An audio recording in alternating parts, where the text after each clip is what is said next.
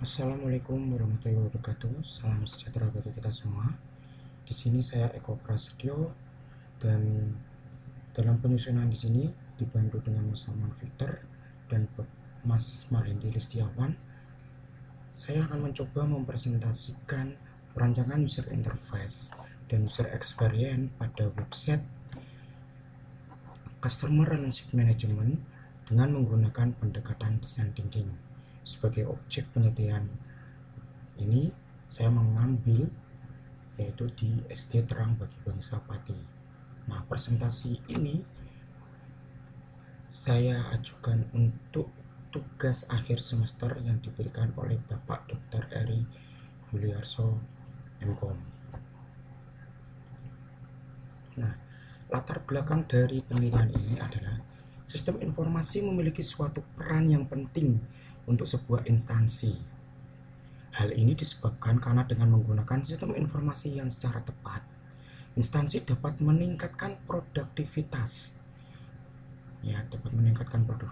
Menghilangkan kegiatan atau aktivitas yang tidak memiliki nilai guna, meningkatkan pelayanan dan kepuasan pelanggan, koordinasi di setiap bagian instansi, serta meningkatkan kebijakan manajemen. Nah, dari pengertian sistem informasi di sini saya rujuk dari penelitiannya M. Pande N.S. Barati ya pada tahun 2020.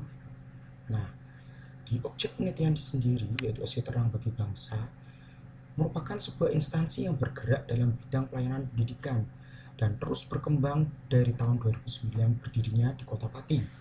Nah, untuk meningkatkan pengalaman dan pelayanan ke peserta didik dan wali murid, SDTBP membuat sebuah desain perancangan berbentuk website. Ya. Nah, website di sini metode yang digunakan dalam proses desain website yaitu menggunakan pendekatan design thinking dengan harapan ya SDTBP dalam melakukan proses pelayanannya dapat lebih efektif dan lebih efisien. Nah, metode yang digunakan di sini design thinking saya pelajari dari studi literatur dari penelitian Arya DKK tahun 2018. Nah, di situ Arya menjelaskan design thinking merupakan suatu metode berpikir komprehensif yang berpusat pada manusia dengan 5 tahapan yang dimulai dari empatis, define, edit, prototype, dan diakhiri dengan tahapan tes pengujiannya.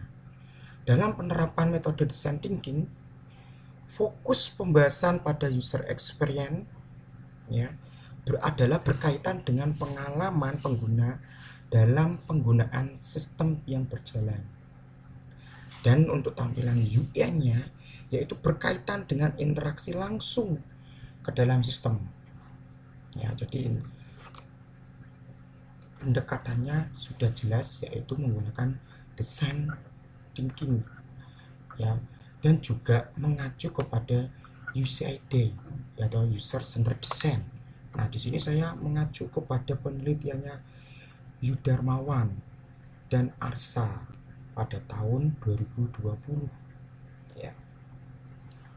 Nah, selain dari design thinking di sini, menurut Pande dan Barati pada tahun 2020, penerapan design thinking dalam pendidikan, dunia pendidikan, menemukan bahwa nilai pengalaman belajar ya, dari user yang memiliki pengalaman belajar atau pengetahuan domain secara signifikan memengaruhi keahlian desain dan memahami kompleksitas masalah.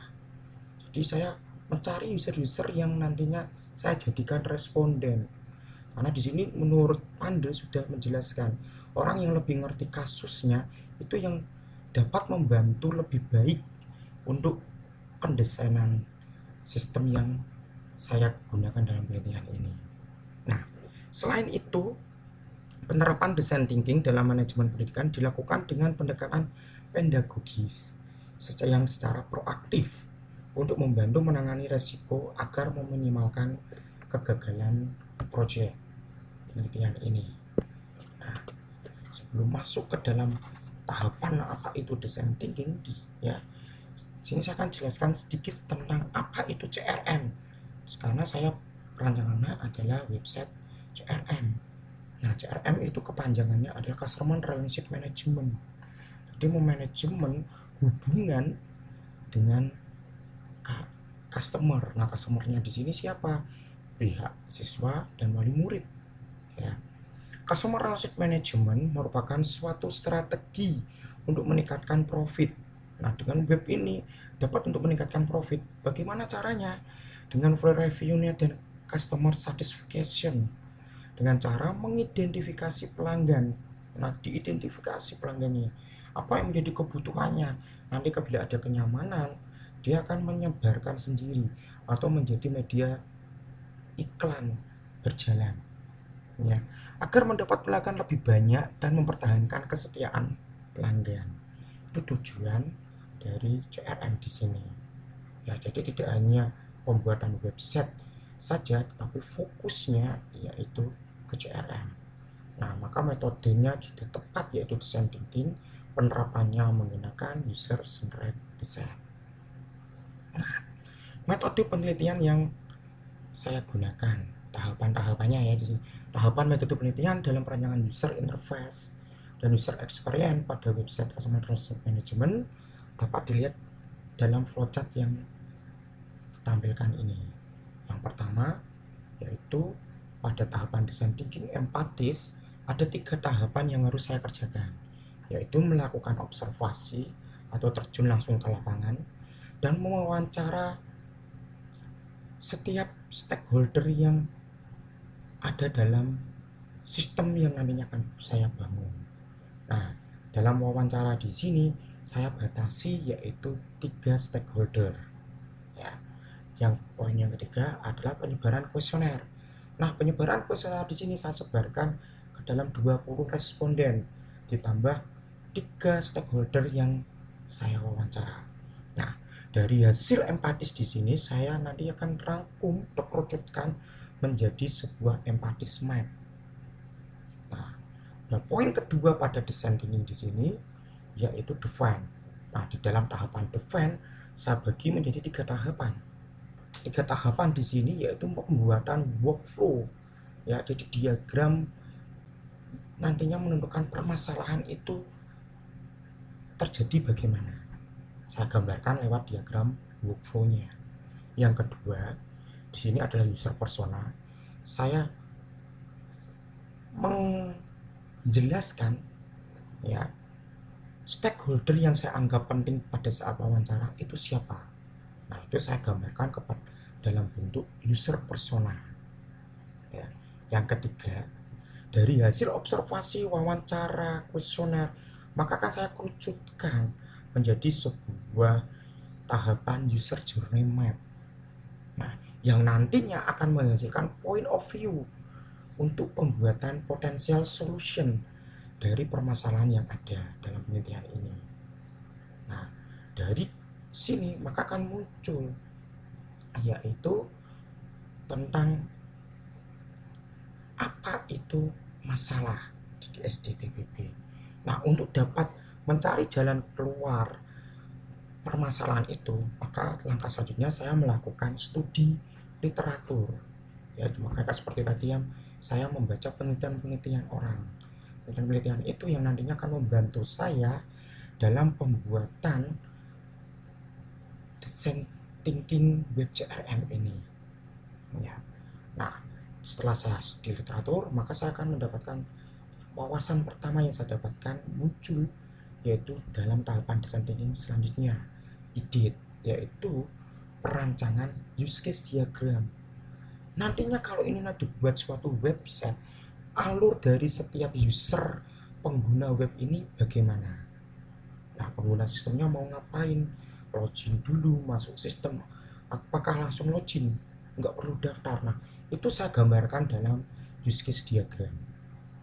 Nah, dari perancangan use case diagram di sini, saya tahu nantinya menu-menunya yang dibutuhkan itu apa saja. Nah, terus tampilan UI-nya yang cocok ini apa saja. Nah, itu akan saya coret-coret dulu, saya bentuk wireframe-nya di media kertas ya. Setelah saya buat wireframe, maka selanjutnya saya perancangan mockup. Saya gunakan aplikasi Justament untuk membantu pembuatan rancangan mockup tampilan interface dari web CRM. Setelah selesai tampilan mockupnya, maka supaya nanti untuk didemokan atau saya presentasikan kepada pihak stakeholder, baik itu kepala sekolah, guru, wali murid, siswa, maka perlu saya buatkan suatu prototipe. Jadi contoh web CRM yang nantinya digunakan oleh mereka itu seperti apa. Nah, maka setelah prototipe itu jadi, maka saya akan demokan, saya ujikan ke pihak stakeholder. Dari hasil pengujian itu, saya akan tes dengan cara memberikan suatu kuesioner yang bersifat single ask question ya terhadap stakeholder. Nah, dari hasil kuesioner itu, maka akan saya simpulkan ya di sini di flowchart-nya dalam bentuk decision. Apakah nanti hasilnya sangat sesuai atau tidak? Ya, kalau sesuai maka semua sudah tepat sasaran, tidak ada perbaikan dan perancangan selesai. Tapi bila tidak sesuai, maka akan saya kembalikan lagi. Saya melakukan pembaruan edit dalam bentuk langkah awal adalah perbaikan tentang use case diagramnya. Lalu bagaimana user ini nantinya akan berinteraksi dengan sistemnya. Ya. Nah, di sini adalah tahapan penelitian.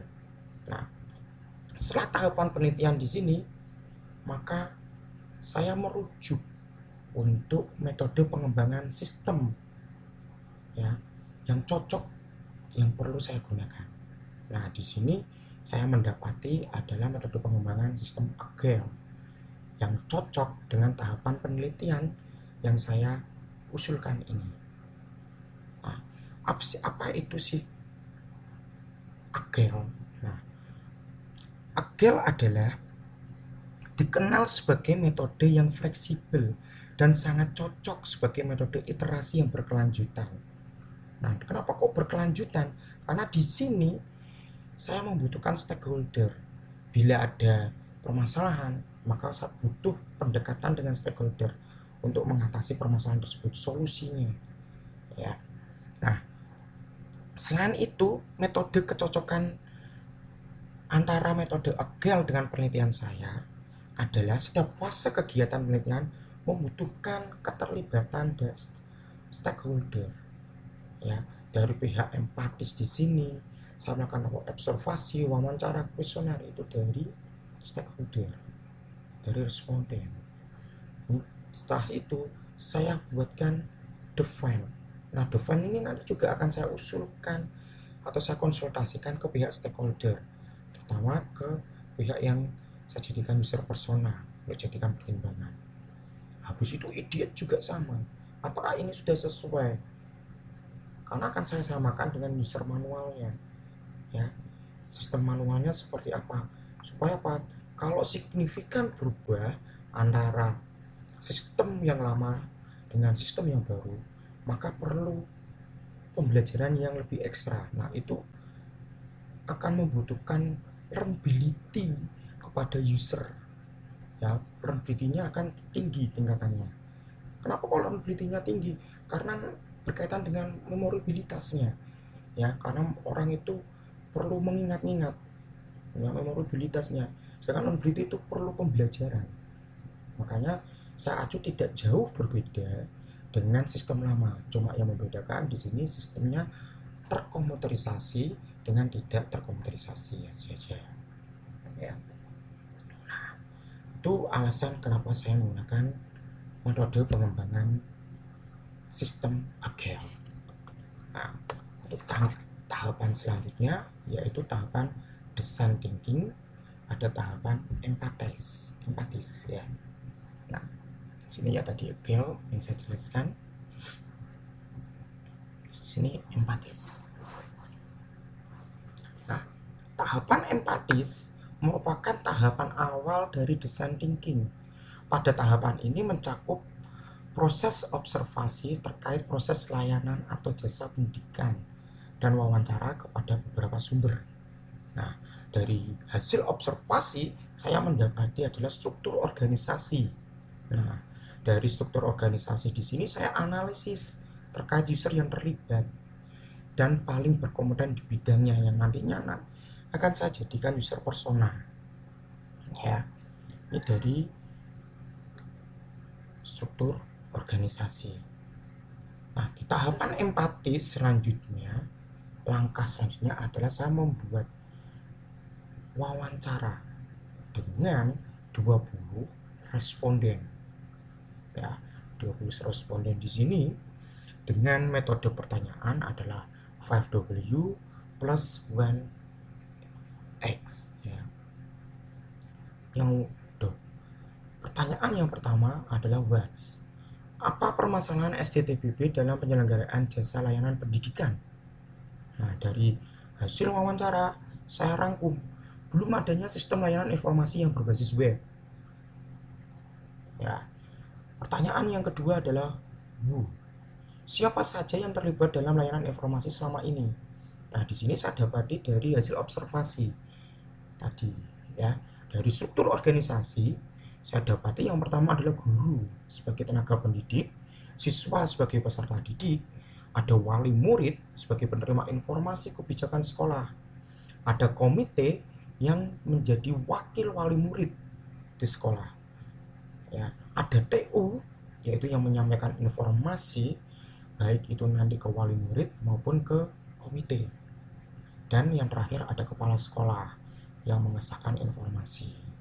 Nah, di sini yang tidak saya tulis dalam suatu organisasi hanya pihak yayasan, karena pihak yayasan hanya yang berpemangku kepentingan atas saja, tetapi dalam bentuk pelayanan di lapangan adalah guru, TU, dan kepala sekolah.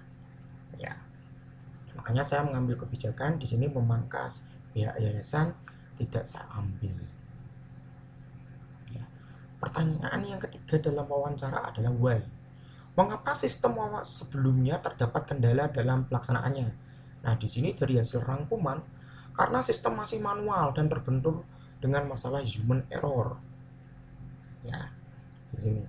Terus pertanyaan selanjutnya adalah where. Di mana dulu layanan informasi dapat diterima? Yang di sini adalah sistem yang telah berjalan, ya, bukan sistem usulan saya. Ya. Lewat bagian tata usaha dengan datang langsung ke sekolah atau perwakilan komite atau via WA dari guru kelas dan dari guru kelas. Nah, di sini dulu dapat informasi dari situ semua. Ya. Terus pertanyaan selanjutnya adalah when. Kapan terjadi permasalahan terkait layanan informasi? Nah, di sini saya mengambil contoh pada saat terjadinya hal yang luar biasa, yaitu di masa lalu, yaitu kasus yang terberat saat adanya COVID-19. Penerapan belajar di rumah via daring di situ itu banyak masih diperbincangkan antara guru dan wali murid. Ya, makanya di sini saya masih angkat. Ya, banyak informasi yang masih sulit untuk diatasi. Nah, takutnya nanti bila terjadi suatu permasalahan yang serupa, bagaimana cara mengatasinya. Nah, itu yang makanya saya jadikan atau saya masukkan ke dalam rangkuman wawancara saya. Nah, di sini sebelum saya masuk ke pertanyaan selanjutnya terkait how, saya menjelaskan metode usulan saya kepada responden dan stakeholder, yaitu dengan penerapan web CRM. Nah, dari penjelasan saya ke responden dan stakeholder, maka saya munculkan suatu pertanyaan dalam wawancara, yaitu bagaimana harapan dengan diterapkannya web CRM ini. Nah, di sini saya rangkum menjadi 4 poin. Yang pertama, dapat mengurangi kesalahan human error. Ya. Yang kedua, informasi lebih up to date Ya, karena informasi yang diterima langsung dapat ditampilkan dalam web. Dan bila ada permasalahan atau informasi yang bersifat ambigu, bisa langsung ditanyakan pada saat informasi itu ditampilkan dalam web. Yang ketiga, data informasi tersimpan rapi dalam database. Karena sistem sudah berbasis web, otomatis ada tempat penyimpanan database.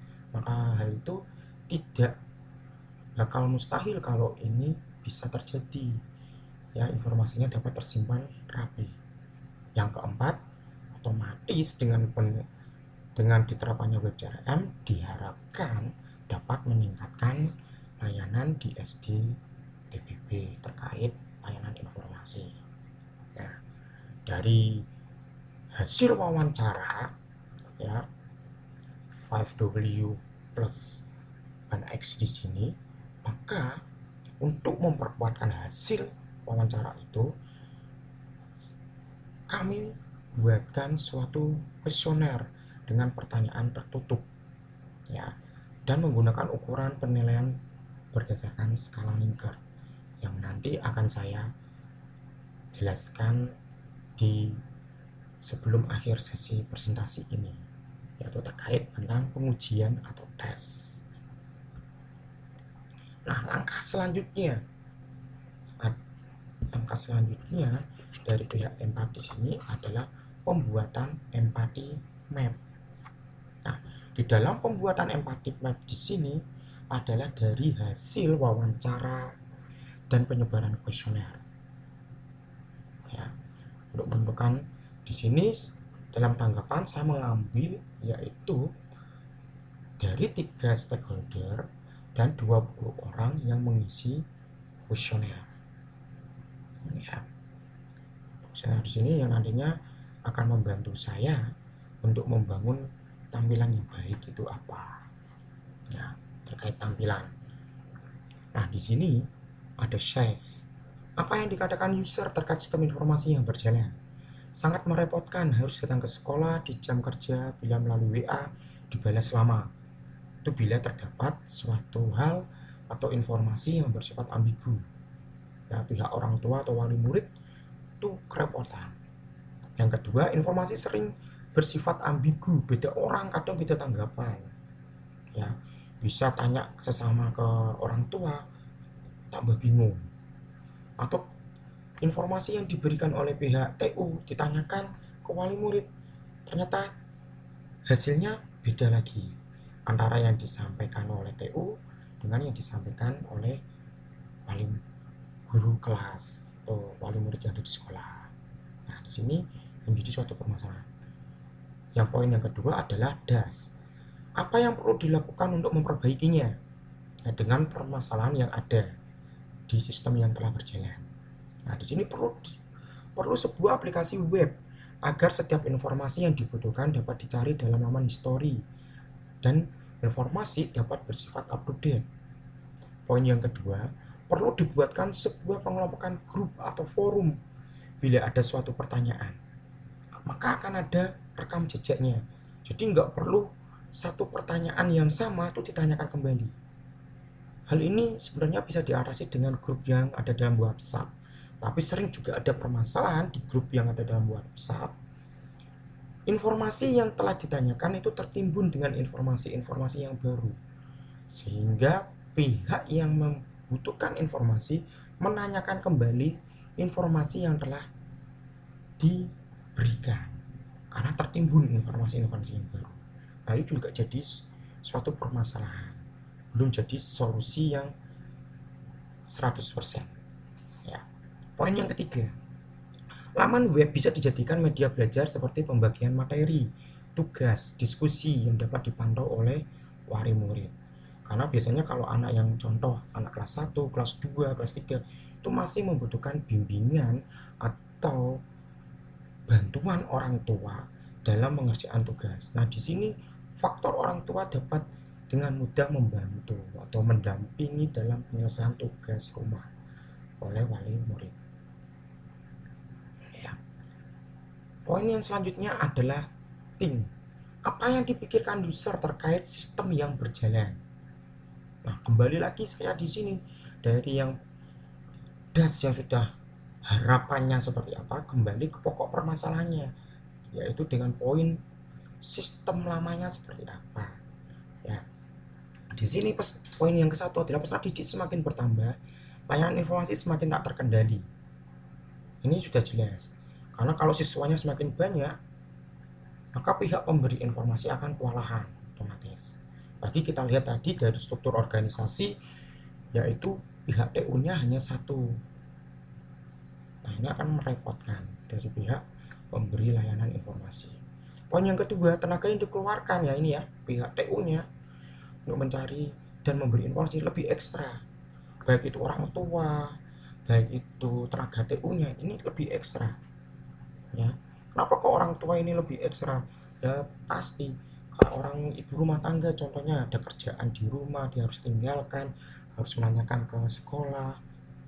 Jadi dia ada waktu yang diluangkan untuk dapat mencari informasi yang benar. Kalau bekerja, maka perlu izin di pihak tempat kerja untuk meluangkan waktunya. Itu dari segi wali murid. Dari segi TU-nya akan kewalahan dengan menghadapi banyaknya wali murid yang ada. Yang ketiga adalah dirasa perlu dibuatnya sebuah web CRM dengan permasalahan-permasalahan yang ada. Yang keempat, informasi yang disampaikan harus real dan up to date. Nah, real di sini tadi bisa bersifat kadaluarsa informasi yang dibagikan. Kenapa kok bisa seperti itu? Contoh, siswa itu sering lupa menyampaikan pesan yang dari pihak sekolah kepada pihak orang tua. Nah, faktor lupa di sini pada saat orang tua menerima itu sudah bisa tidak up to date dan real lagi karena pesan yang diterima dianggap sudah kadaluarsa, sudah terlambat untuk dapat diterima. Ya. Poin yang kelima yaitu manajemen sistem saat manual kurang rapi dalam pengarsipannya. Karena terlalu banyaknya data-data itu biasanya sering terjadi kesalahan human error. Ya. Nah, ini masuk ke poin yang keenam. Ya. Yang ketujuh, nah di sini mengacu kepada poin yang ketiga. Saat terjadinya kondisi yang tak terduga seperti COVID-19, sistem belajar terganggu dengan adanya yang penerapan yang sistem yang berjalan atau sistem lama itu. Nah, sekarang adalah feels. Apa yang dirasa oleh user pada sistem informasi yang ada pada saat ini? Nah, pihak sekolah dan wali murid mengalami stres, terutama pada saat kondisi yang terduga, kondisi khusus yang kritis, ya COVID, itu stres. Bagaimana caranya memberikan pengajaran yang baik ke siswa, terus yang orang tua, ini bagaimana informasi yang sebenarnya, untuk menanyakan informasi aja juga susah. Dari pihak siswa juga sama, pembelajaran yang diterima tidak maksimal. Yang seharusnya kalau di sekolah itu dapat diterima dari mulai jam 7 sampai siang pulang materi full. Nah, ini hanya biasanya kalau melalui media daring hanya sekitar 2 jam saja. Nah, ini tidak maksimal materi atau ilmu yang didapat. Apalagi bila materi yang diberikan adalah materi praktek. Itu sudah jelas kurang maksimal. Karena media daring ini lebih condong cocok untuk pemberian materi yang bersifat teori. Nah, poin yang kedua. Nah, karena masalah itu, ya, siswa sering merasa terabaikan. Ya, itu yang poin kedua. Poin yang ketiga, mengalami kebingungan saat mendapat informasi yang bersifat ambigu dan tidak up to date. Baik itu siswa, baik itu orang tua, wali murid. Nah, ini kebingungan. Makanya perlu suatu wadah yang dapat menampung informasi yang bersifat up to date dan dapat dikontrol oleh pihak sekolah. Nah, dari tahapan empatis map di sini, maka masuk ke tahapan design thinking yang kedua, yaitu tahapan define. Nah, di dalam tahapan define, permasalahan yang dihadapi sudah didapatkan dengan adanya observasi langsung, ya, dengan wawancara, dengan menyebarkan kuesioner yang telah dilakukan pada tahapan empatis di awal tadi. Ya, pada tahapan ini permasalahan akan saya kerucutkan lagi untuk menjadi sebuah sudut pandang, point of view. Apa yang menjadi poin permasalahan utamanya? Nah, di sini pada saat saya menggali point of view dengan adanya tahapan empatis yang saya dapat, maka saya buatlah workflow. Apa itu workflow? Workflow adalah penggambaran keadaan saat ini, yaitu pada saat penerapan sistem yang lama berjalan, yang kemudian dapat saya jadikan acuan potential solution. Ya, saya kerucutkan masalahnya seperti apa, nanti akan muncul solusi yang terbaik itu apa. Nah, permasalahan di sini hanya seputar informasi bila dirangkum atau dikerucutkan. Nah, di sini ada gambar workflow-nya. Nah, di dalam gambar workflow, saya gambarkan ada pihak sekolah memberikan informasi ke siswa melalui catatan studi, tugas, atau informasi ke wali murid. Pada saat siswa di sini menerima informasi dari pihak sekolah, nah permasalahan timbul. Yang pertama adalah siswa sering terjadi lupa, sehingga tidak ada pengawasan dari wali murid atau orang tua.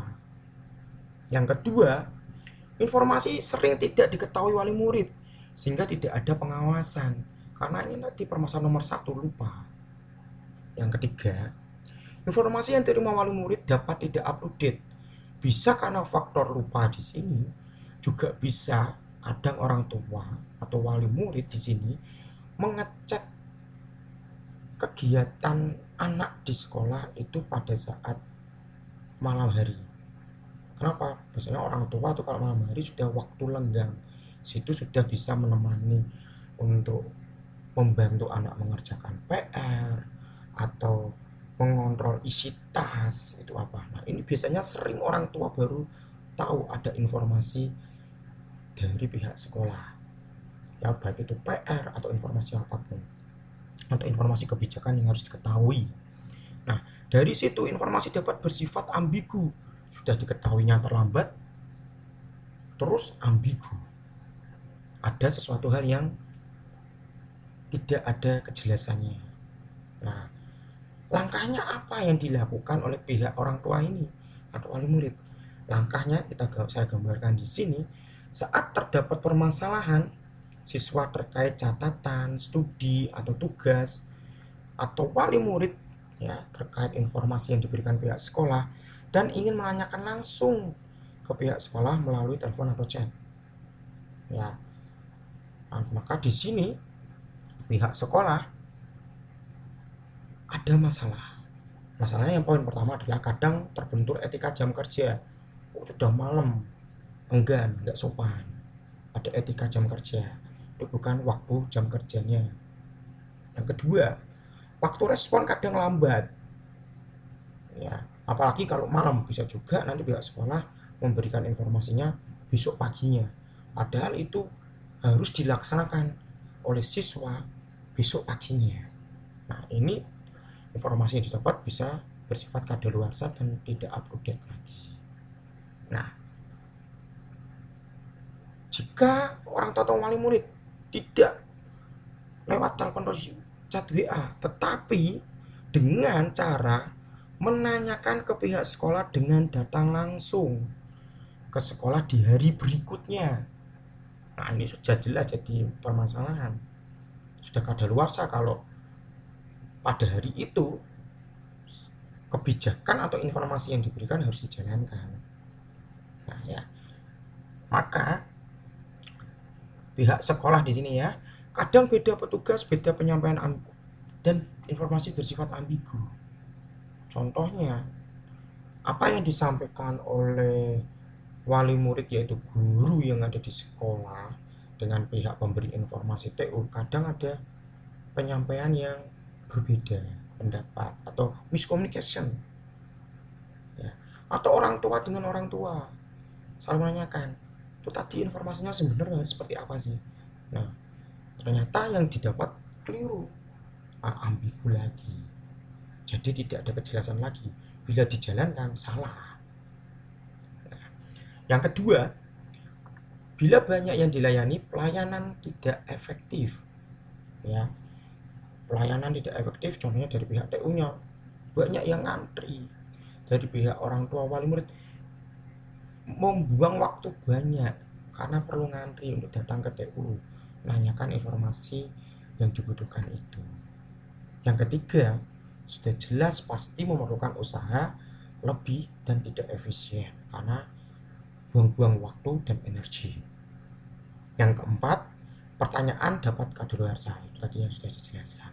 Karena informasinya harusnya diterapkan hari ini, tapi baru ditanyakan dari ini juga.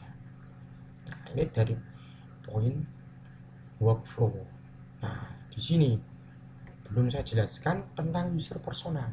Nah, di pihak depan selanjutnya saya menjelaskan tentang user persona sebagai user yang nantinya saya jadikan stakeholder sebagai acuan data utama dalam penelitian saya. Saya ambil dari 3 user atau stakeholder di sini. Nah, stakeholder yang pertama yang saya ambil adalah kepala sekolah. Nah, alasan kenapa saya mengambil kepala sekolah saya rangkum dalam bio. Ya, Ibu Yeni merupakan seorang Capsek yang sudah bekerja di SCTBB selama 7 tahun. Di awal bekerja, prestasi Ibu Yeni sangat menonjol dibandingkan karyawan lainnya, sehingga mendapat posisi tertinggi dalam waktu yang cepat. Nah, di sini sudah pasti bila saya jadikan acuan pada saat saya wawancara untuk menggali informasi, dia tidak akan menyesatkan saya. Makanya sudah pasti saya jadikan sebagai user persona karena dia juga memiliki goal, ya, dari yang sudah saya jelaskan tentang rencana web CRM usulan saya. Dia memiliki tujuan atau sasaran goalnya. Pekerjaan akan lebih efektif dan efisien dengan adanya sistem informasi yang berbasis web dan tidak berjalan secara manual. Itu sasarannya. Kenapa kok dia memiliki sasaran seperti itu? Karena dia membutuhkan dan berekspektasi sistem nantinya yang dibangun dapat menjadi sebuah sistem yang dapat mengontrol, mengawasi, dan mengendalikan sistem informasi, dan sistem tersebut juga dapat dijadikan sebagai acuan pengambilan keputusan dan kebijakan. Nah, ini adalah need dan expectation dari usulan sistem yang saya usulkan. Terus, dari sistem yang berjalan, Ibu Yeni mengalami frustasi. Yaitu kenapa? Susah mengendalikan informasi yang menyebar atau kurang tepat, yang nantinya dapat membawa ke isu negatif. Kok bisa? Tadi, beda penyampaian, beda persepsi. Hasilnya ambigu informasi. Bisa juga nanti mengarah ke negatif. Ini sebenarnya seperti apa? Menjadi kekecewaan oleh wali murid. Nah, itu contohnya. Yang kedua, saya mengambil sampel dari Ibu Vina. Nah, Ibu Vina ini merupakan guru kelas 1 yang telah mengabdikan diri di SCTBB selama 10 tahun. Ibu Vina dikenal sebagai guru yang dapat membimbing siswa kelas 1 dengan baik karena mampu menjamin peserta didiknya dapat calistung sebelum naik ke kelas 2. Nah, di sini saya jadikan sampel kenapa? Selain dari prestasi yang didapat, mengajar peserta didik anak kelas 1 itu yang paling susah dibandingkan kelas-kelas yang lain. Kenapa? Kelas 1 itu metodenya harus lebih baik karena ada peralihan dari anak-anak yang dulunya sekolah itu di TK yang sering bermain menjadi ke pendidikan formal. Makanya ini saya jadikan acuan. Bagaimana sistemnya Ibu Vina dalam penyampaian informasi supaya anak-anak kelas 1 ini dapat memahami informasi yang disampaikan. Ini saya jadikan acuan. Nah, di sini Ibu Vina memiliki sasaran dengan adanya web CRM yang saya usulkan. Komunikasi dengan wali murid akan lebih efektif dan efisien dengan adanya web CRM. Ya, itu sasarannya. Dan need expectation-nya terdapat sistem yang mampu menjadi wadah untuk saling berdiskusi, berkonsultasi, dan menyampaikan informasi secara up to date. Sedangkan frustasi dengan sistem yang berjalan adalah sistem kelas 1 masih banyak yang susah. Maksudnya siswa kelas 1 masih banyak yang susah diajak berkomunikasi sehingga informasi sering tidak tersampaikan dengan baik. Ya, karena masa kena kelas 1 di sini masih butuh peran aktif wali murid untuk pengembangan akademik siswanya. Ya, terus saya ambil sampel dari Ibu Ani. Ya, Ibu Ani di sini adalah pegawai tata usaha. Dia adalah merupakan staf tata usaha yang telah mengabdikan diri di SDTBB selama 4 tahun. Ibu Ani dikenal sebagai karyawan supel, ramah, dan mudah bergaul. Nah, ini saya jadikan bagaimana sih selama ini informasi yang disampaikan ke wali murid dari pihak sekolah. Apakah ada masalah atau enggak? Nah, ini maka saya jadikan objek sampel saya. Nah, dia memiliki tujuan sasaran. Komunikasi dengan wali murid akan lebih efektif dan efisien dengan adanya web CRM. Ini sama ya dengan yang dikatakan atau sasaran dari Ibu Vina. Need expectation-nya juga sama. Ternyata permasalahannya sama. Ya. Tetapi frustasinya ini yang berbeda. Karena kalau Ibu Ani di sini jangkauannya lebih besar dibandingkan dengan guru kelas 1 karena di sini melayani wali murid dari kelas 1 sampai kelas 6. Ya, sering terjadi miscommunication atau ambigu dengan wali murid terkait informasi yang diberikan, sering mengganggu waktu privasi di luar jam kantor. Jadi waktu pulang di rumah setelah orang tua tahu informasi, sering banyak orang tua yang tanya, ini bagaimana sih informasi yang sebenarnya. Itu sering mengganggu waktu privasi dari Ibu Ani. Ya, monolog itu jelas pasti memerlukan tenaga ekstra saat sangat banyak ya, baik itu wali murid maupun Ibu Ani dalam pelayanan. Ya, pelayanan apa? Pemberian informasi. Nah, di sini adalah tahapan define dalam user persona. Nah, tahapan selanjutnya adalah journey map. Nah, dari user persona itu saya kerucutkan kembali. Ya, di sini saya buat journey map dalam 3 langkah. Bila tidak terjadinya masalah atau user tepat sasaran, ya, pihak sekolah memberi informasi kepada siswa atau wali murid. Nah, di sini langkah yang kedua, siswa wali murid memastikan informasi yang diterima apakah terdapat pesan ambigu yang butuh untuk didiskusikan. Nah, pada langkah ketiga, bila tidak ada masalah, maka informasi tersampaikan dengan baik. Jadi di sini dikatakan user goal sudah sesuai sasarannya, tidak ada step berikutnya. Tetapi bila ada permasalahan, maka itu terjadi user problem. Ya, sini nyampaikan masalah, maka lanjut ke langkah kedua. Terdapat pesan yang ambigu, ya, membutuhkan diskusi atau penjelasan sebagai solusinya, maka pihak sekolah apa? Harus sigap dan tanggap dalam pemberian informasi yang bersifat ambigu. Nah, langkah selanjutnya sini user action dari pihak wali murid atau penerima informasi apa? Bila menggunakan telepon atau chat. Nah, ini tadi ya sudah saya jelaskan di tadi, yaitu di bagian wawancara, ya, permasalahan wawancara sudah ketemu. Ya, respon tidak cepat bila di luar jam kerja. Ya. Yang kedua, permasalahan yang sama bidang bisa diulang oleh siswa maupun wali murid. Diulang-ulang terus ya. Tanya, ganti wali murid yang masuk, tanya, pertanyaannya sama. Terus seperti itu bisa juga. Yang ketiga adalah pesan dapat tidak up to date. Ya, karena seharusnya dilaksanakan hari ini baru ditanyakan hari ini. Nah, bila datang langsung ke sekolah wali murid atau siswanya. Yang pertama, membutuhkan tenaga ekstra, ya, kayak yang pekerja dia harus izin, seperti itu. Beda petugas, beda penyampaian. Tadi sudah saya jelaskan juga. 3, permasalahan yang sama bisa diulang.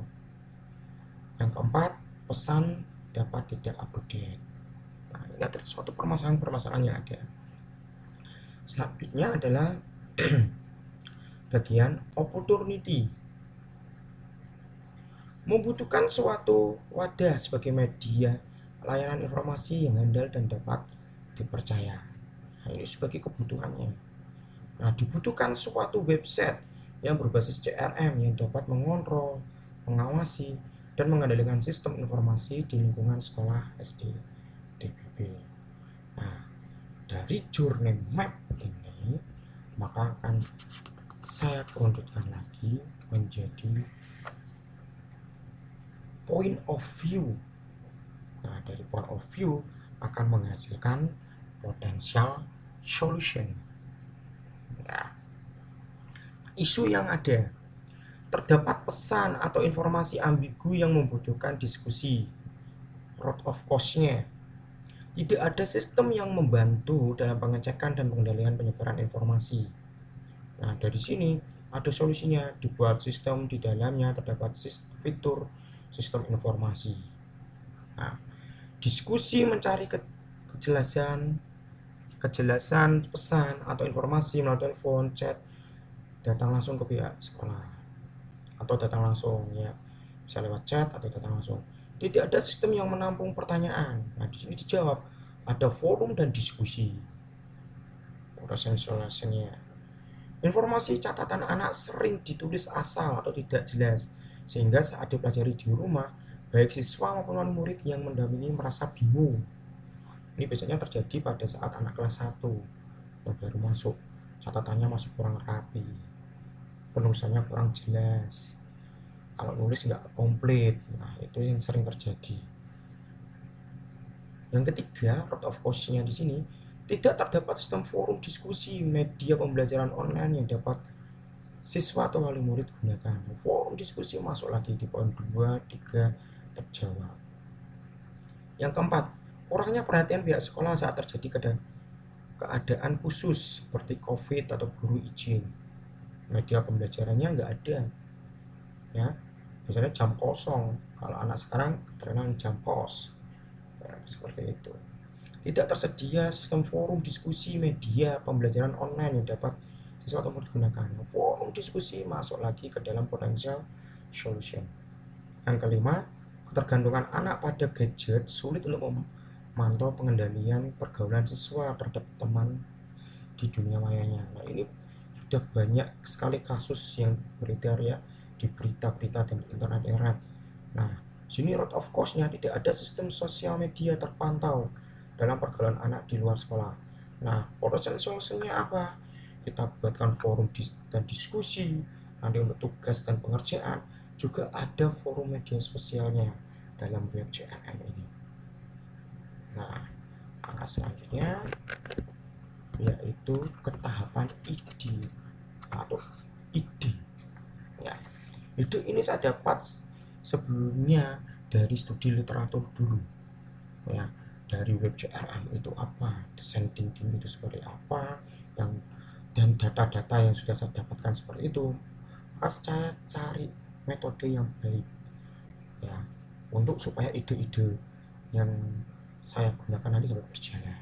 Nah, ide di sini, ya, adalah tahapan menghasilkan ide untuk ide. Semua ide akan ditampung untuk menyelesaikan masalah yang sudah ditetapkan pada tahap define. Nah, di sini saya gambarkan usage diagram.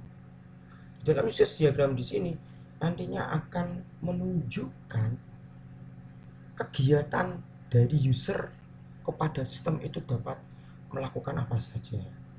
Nah, di sini terlihat baik usernya saya bagi menjadi 3, yaitu ada siswa, ada admin, ada guru dan karyawan.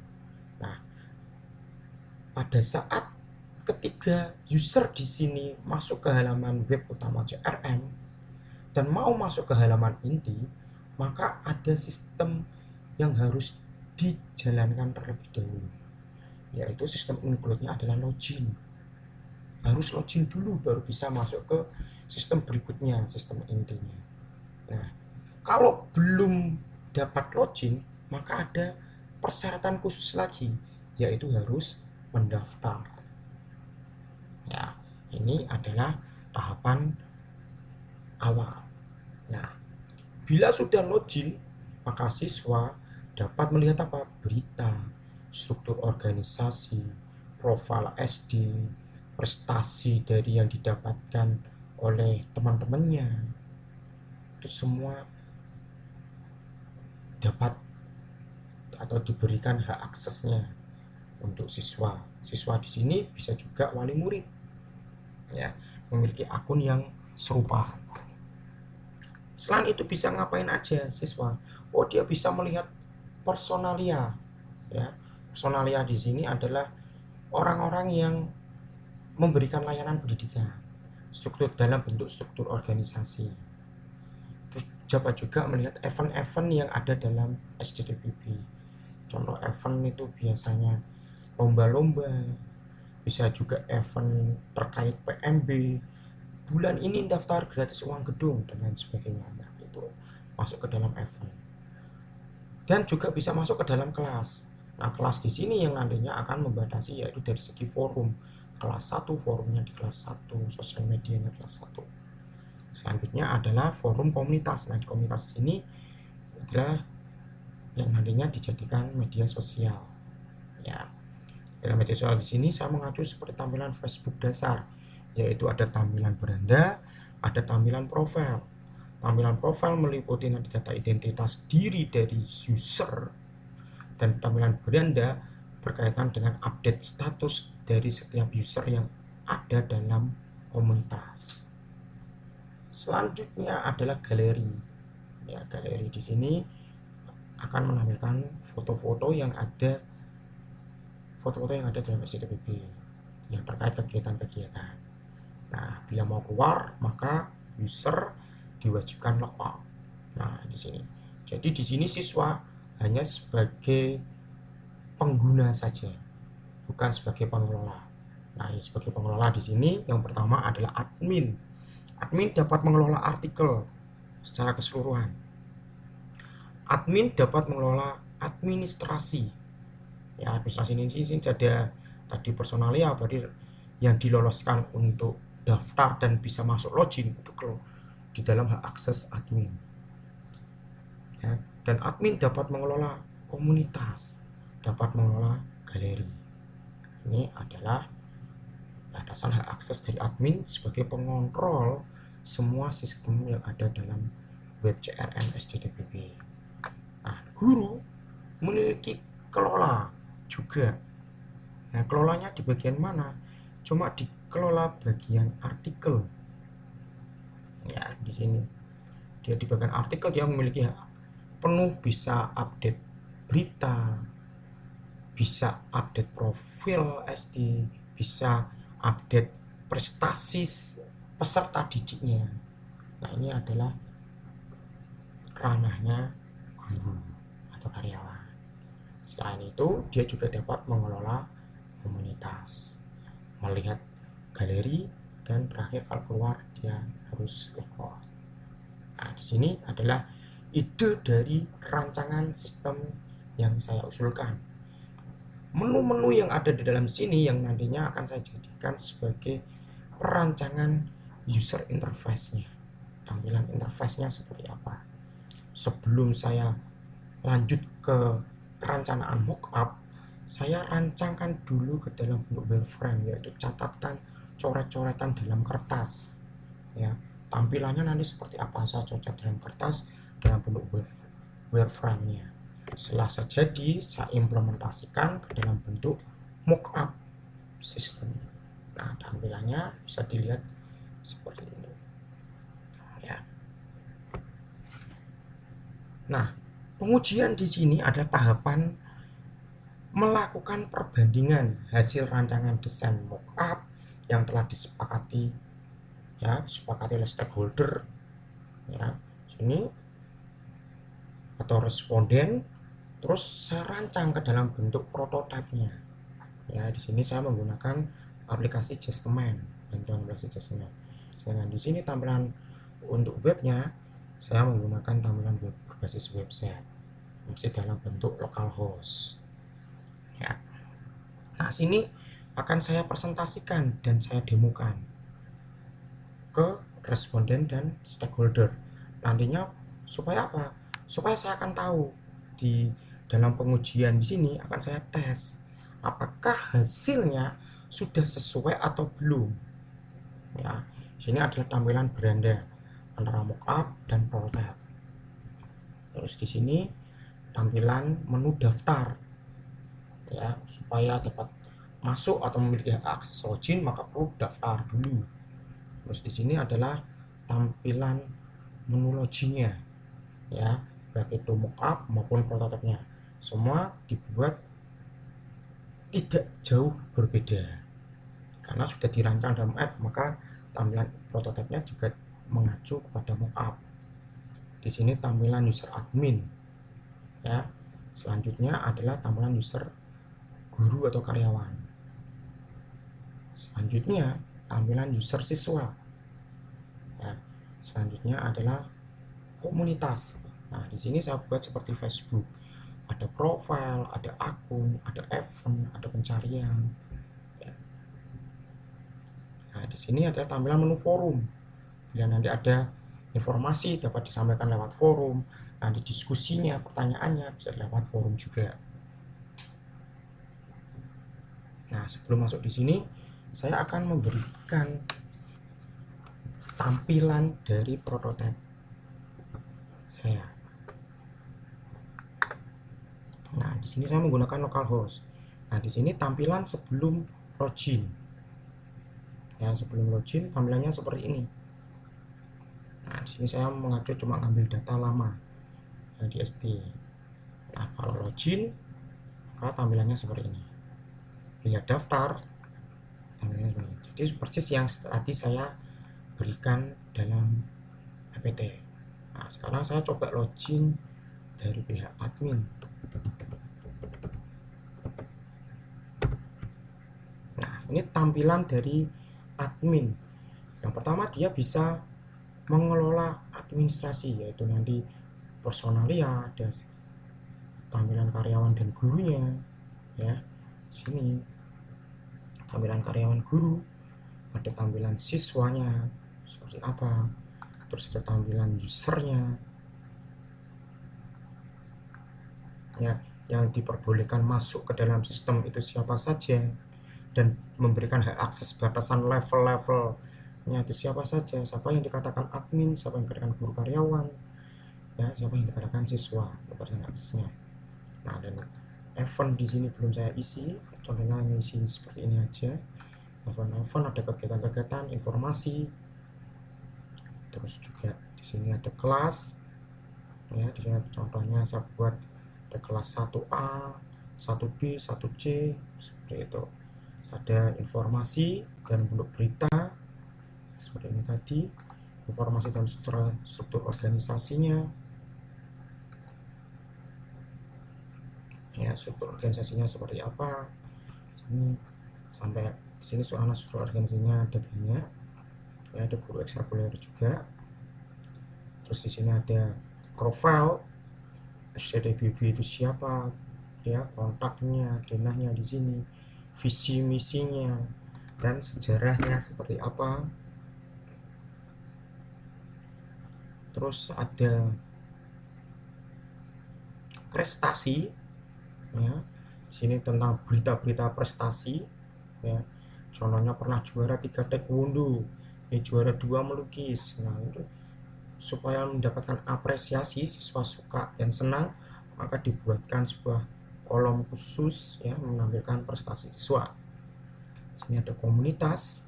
Nah, di sini yang tadi saya jelaskan serupa dengan tampilan Facebook dasar saja. Ya, contohnya di sini ada status, di sini ada status, di sini bisa mengomeni statusnya. Nah, seperti itu.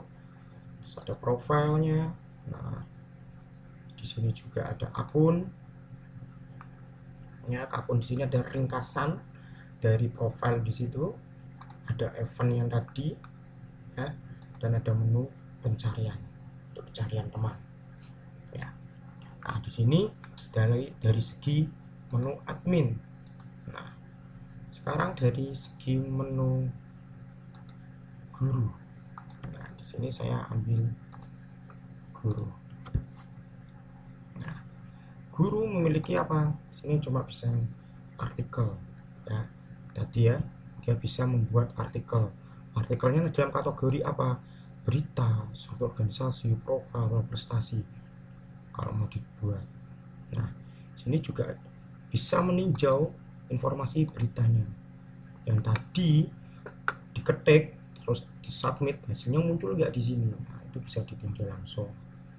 Ya, ini sama dengan yang tadi. Ya, cuma ada di sini ada forum, di sini juga sama. Di sini juga ada komunitas.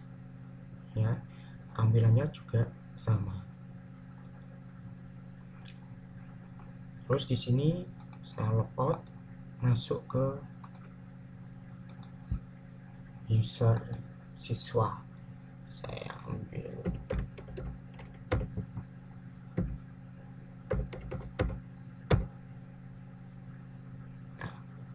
dalam siswa saja. Di sini dia hanya sebagai penerima informasi. Di sini tidak ada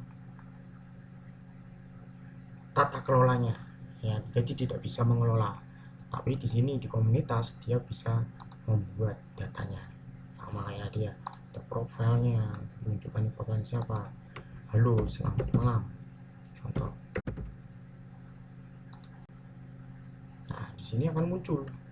Nah, apakah di Blender mungkin belum ya? Oh, sudah. Nah, seperti ini ya. Sini nanti kalau saya ganti akun di sini bisa membalas. Nah, seperti itu. Ya. Nah, sini di pencarian juga. Ini hampir sama. Contohnya di sini cari Ibu Jenny. Apakah sudah bisa atau belum? Belum bisa berarti. Sini hanya sebatas prototipe yang saya bangun. Nah, sekarang dari hasil prototipe di sini akan saya lakukan pengujian. Ya, saya lakukan pengujian.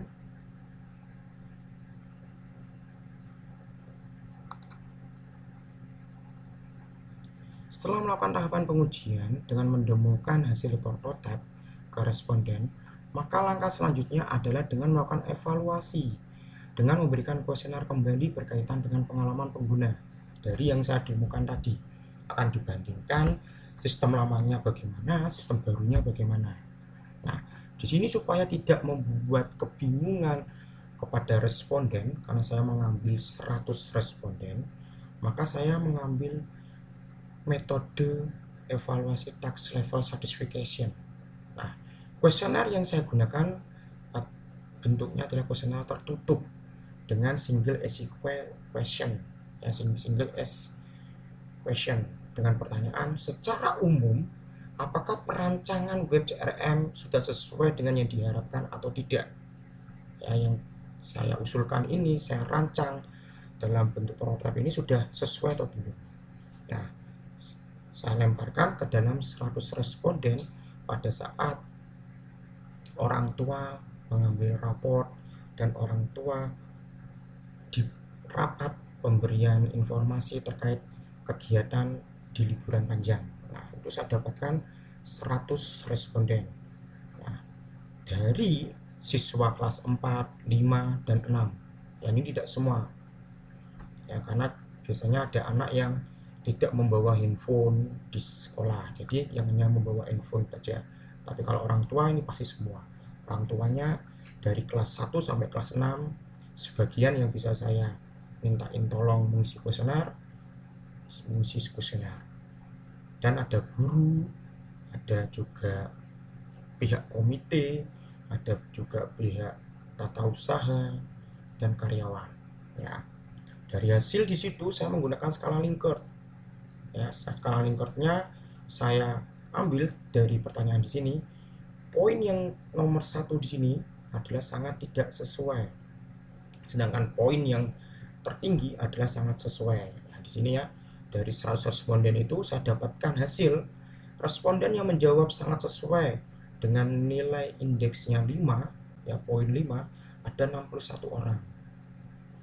Responden yang menjawab sesuai dengan poin 4 ada 26 orang.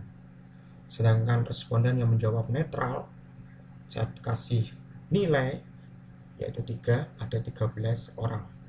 Dan yang menjawab tidak sesuai ada 2 orang, saya kasih nilai 2, ada 7 orang. Dan yang menjawab sangat tidak sesuai, saya kasih nilai 1, yaitu ada 3 orang.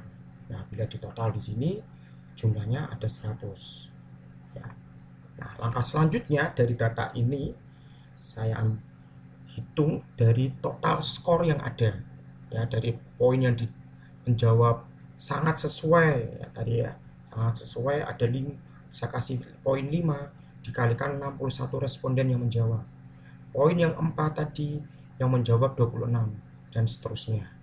Dengan hasil total skor menjawab kuesioner ada 465. Nah, di sini terus saya interpretasikan skornya supaya saya dapat interval persentilnya dengan cara mencari skor maksimal dan skor minimal. Nah, skor maksimal didapat dari mana? Dari jumlah responden, ya 100 dengan nilai yang tertinggi, ya dari skala Likert tadi, yaitu poin tertingginya ada 5. Jadi 100 dikali 5 sama dengan 500.